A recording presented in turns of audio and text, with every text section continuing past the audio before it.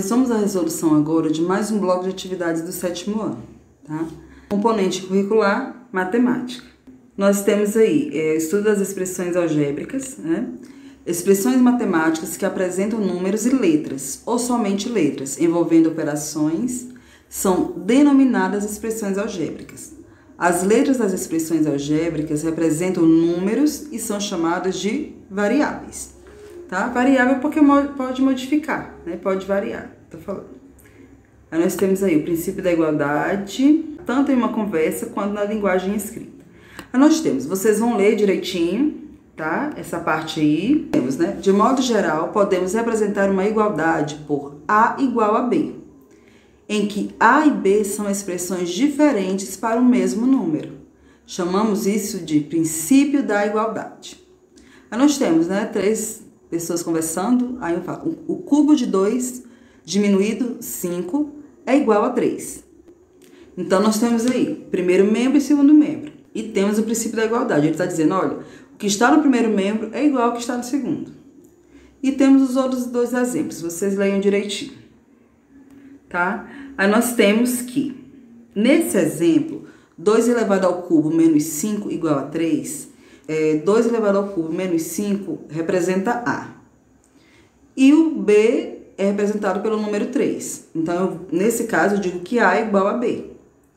No outro, 3 elevado ao quadrado mais 4 elevado ao quadrado. Esse é o A. E o B é 5 elevado ao quadrado. Em uma igualdade, a expressão matemática situada à esquerda do símbolo da igualdade é denominada o primeiro membro. E a expressão matemática situada à direita do símbolo é denominada segundo membro, tá? Segundo membro da igualdade. Então, nós temos primeiro membro, 2 elevado ao cubo menos 5, segundo membro, 3. No outro exemplo, primeiro membro, 3 elevado ao quadrado mais 4 elevado ao quadrado, e segundo membro, 5 elevado ao quadrado. Temos também os princípios de equivalência, tá? Os princípios de equivalência serão muito úteis na resolução de equações, assunto que veremos ainda nessa unidade. Nós temos o princípio aditivo. Adicionando um mesmo número aos dois membros de uma igualdade, obtemos uma nova igualdade. Ou seja, nós temos aí A igual a B, implica que se eu adicionar C no primeiro membro e adicionar C no segundo membro, nós temos essa expressão, ela continua sendo igual do mesmo jeito, tá? Pelo princípio de equivalência, nesse caso o princípio aditivo. Vamos observar a balança de dois pratos a seguir para compreendermos melhor o princípio aditivo, ao pensarmos na ideia de equilíbrio na balança. Note que a balança a seguir está equilibrada. Nós temos, ó, está em equilíbrio, tá? A mesma massa que tem no primeiro prato é a quantidade que tem no segundo. Então, aí 8 igual a 8. Aí nós temos, a base é essa balança aí, tá? Nesses pratos. Aqui adicionamos 2 aos dois pratos da primeira balança. Note que elas se manteve em equilíbrio. Então, nós tínhamos 8 do mesmo jeito. Foi adicionado 2 tanto na primeira quanto na segunda, tá? Então, não alterou o resultado. Continuou em equilíbrio do mesmo jeito. Então, se tinha 8 no primeiro membro e 8 no segundo, relacionado aos pratos da balança, vai ter 10 em cada um deles. Continua em equilíbrio. Então, é verdadeira, né? Continua sendo verdadeira. Aqui, retiramos 3 dos dois pratos da primeira balança. A balança continuou em equilíbrio. A primeira tinha 8 elementos, lembre-se, a primeira balança. Tanto 8 no primeiro prato, quanto 8 no segundo. Se retirarmos 3 de cada um dos pratos, ela vai continuar em equilíbrio, tá? Então, devemos subtrair 3 dos dois membros da igualdade original para mantermos a sentença verdadeira. Princípio multiplicativo. Multiplicando os dois membros de uma igualdade por o mesmo número, obtemos uma nova igualdade. Ou seja, olha só, do mesmo estilo que nós temos lá o princípio multiplicativo ou aditivo, nós temos multiplicativo. Se eu multiplicar o primeiro membro representado por A, se eu multiplicar por C, o primeiro membro, e o segundo membro representado por B, multiplicar por C também, não vai alterar o resultado. Então, vamos observar novamente a balança, a fim de compreendermos melhor o princípio multiplicativo. Aí nós temos aí, aqui multiplicamos por 2 a massa em cada prato da primeira balança, e ela continua em equilíbrio. Lembre-se que quando multiplica por 2, elas tinham 8, a massa dela era 8. Então, quando multiplica por 2, 8 vezes 2, 16. E o segundo prato também foi multiplicado por 2, continua 16 do mesmo jeito. Nós temos também, aqui vamos dividir por 2 a massa em cada prato da primeira balança e a balança continua em equilíbrio. Então, se a multiplicação é uma operação inversa da divisão, nós podemos utilizar ela aqui também, tá? E também é um princípio, tá dentro do princípio multiplicativo, porque elas são operações inversas. Eu posso tanto multiplicar, nesse caso, quanto dividir. Então, vamos à resolução das questões. Vamos para a primeira questão. Identifique o primeiro e o segundo membros em cada igualdade. Na letra A, nós temos 6 elevado ao quadrado menos 5 igual a 31. Primeiro membro é tudo que está antes da igualdade. Segundo membro é tudo que está após a igualdade. Então, você vai identificar. Qual é o primeiro membro? 6 elevado ao quadrado menos 5. Qual é o segundo membro? Nesse caso ali é 31. Eu coloquei 11. Não sei de onde que eu tirei esse 11, tá? Mas é 31, ok? A letra B. 3 elevado ao quadrado mais 3 elevado ao quadrado é igual a 2 elevado à quinta potência mais 2 elevado ao quadrado. E você vai identificar qual é o primeiro membro, qual é o segundo membro, no mesmo estilo que fizemos com a letra A. E não esqueça que na letra A é 6 elevado ao quadrado menos 5 igual a 31. Segunda questão. Com base nas igualdades x igual a 3y e 3y igual a menos b, uma nova igualdade que pode representá-las é... Essa questão eu respondi. Eu quero que vocês observem, porque se observarem alguma outra atividade semelhante a essa, vocês saberão o que fazer. Nós trabalhamos aí com o princípio da igualdade, em que x é igual a 3y. E qual é o valor de 3y lá na segunda equação, na segunda expressão? 3y é igual a menos b, certo? Na segunda equação que nós temos. Então, nós temos que x é igual a 3y, é o mesmo que dizer que 3y é igual a x. Como temos o 3y na segunda equação, aonde tem o 3y, nós vamos colocar x. Então, eu posso dizer que x é igual a menos b, porque nós substituímos. No caso, qual vai ser a alternativa? Qual a alternativa que nós temos aí? A letra C. X é igual a menos b. Tá? Então, vamos para a terceira questão.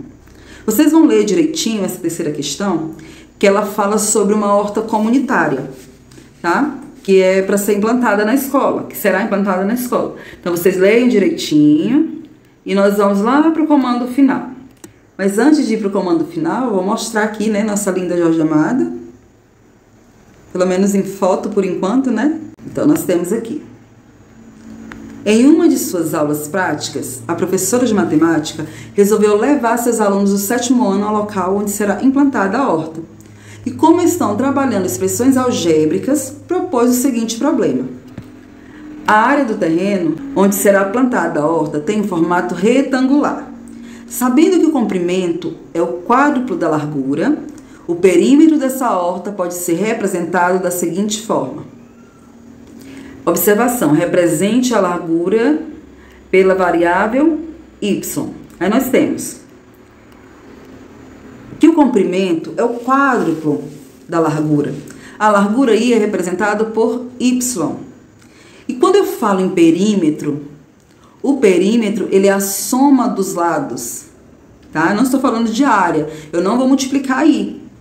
Eu vou somar esses valores. Então, se tem um formato retangular, nós temos dois lados que medem 4y. Dois lados que medem y. Então, você vai somar, tá, esses 4 lados, vai observar e vai marcar a alternativa correta. Que aí ele está pedindo aí o comprimento. Vamos para a questão 4. Quando o carro subiu na balança, o visor mostrou 46 kg. Quantos quilogramas ele terá se ganhar 10 quilos ou 10 kg? e ganhar X quilos. É nessa ordem, tá? Eu não falo respectivamente, mas é nessa ordem que eu quero que vocês façam.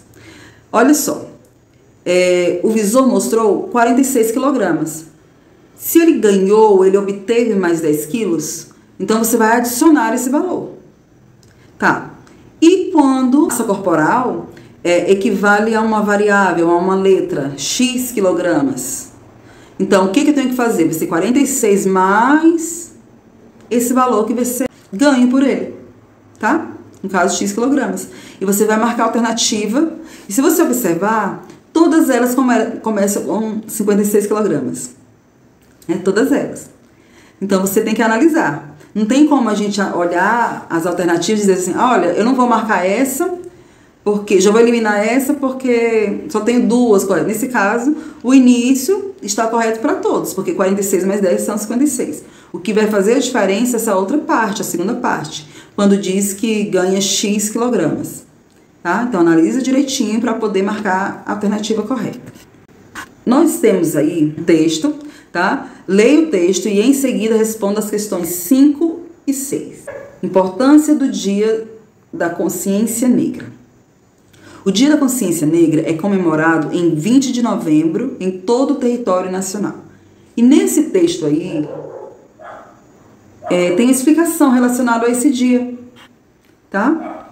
Por que tem essa comemoração? Como surgiu o Dia da Consciência Negra? Então, como ela é comemorada no mês de novembro e a nossa atividade é de novembro, então eu resolvi colocar algo relacionado. Vocês vão ver, ler direitinho o texto, tá? Após lerem, aí tem análise de gráfico também, então leiam com cuidado, tá? Nós teremos a questão 5. Segundo a pesquisa realizada, negros são as maiores vítimas de homicídios no Brasil. Qual é a porcentagem de pessoas assassinadas no país que eram pretas ou pardas no ano de 2017? Essas informações nós encontramos no texto. Então, leiam direitinho para marcar a alternativa correta. No texto, nós podemos analisar no gráfico também, mas ela é encontrada especificamente no texto. Só leia direitinho. E a questão 6, nós temos... Em 2015, segundo a pesquisa realizada, a porcentagem de pessoas assassinadas no país que eram pretas ou pardas estava entre uma certa porcentagem.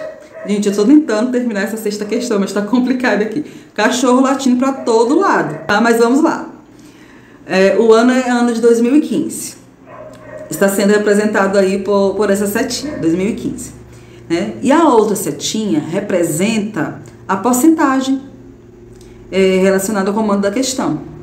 Tá? Então, você vai analisar, estava entre quais porcentagens? Você não tem que fazer cálculo, é só análise mesmo do gráfico. Você vai analisar direitinho para poder marcar a alternativa correta. Tá certo? Leiam direitinho, com calma.